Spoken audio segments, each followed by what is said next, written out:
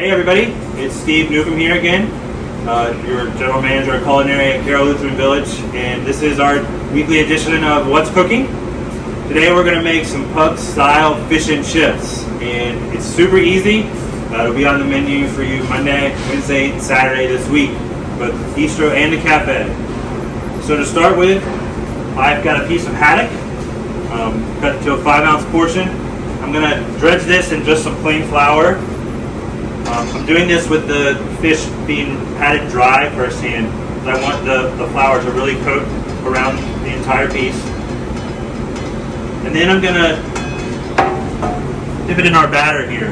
The batter is flour, cornstarch, some beer, a little ginger ale, malt vinegar, and some salt. And I really want to get a healthy coating of this because it's really going to make the fish crispy and give it that nice pub style that we're looking for. We're going to take it, put it right in our fryer. I'm going to hold it for a second. I don't want it to stick to the bottom of the fry basket. Just gently put it in.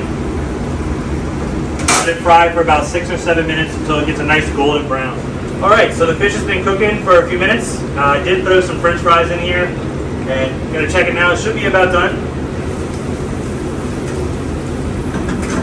And for sure, got a nice golden brown on the fish.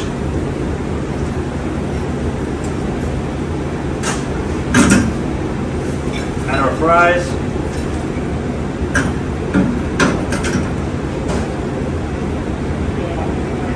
And we are good to go with some tartar sauce and lemon for pub style fish and chips.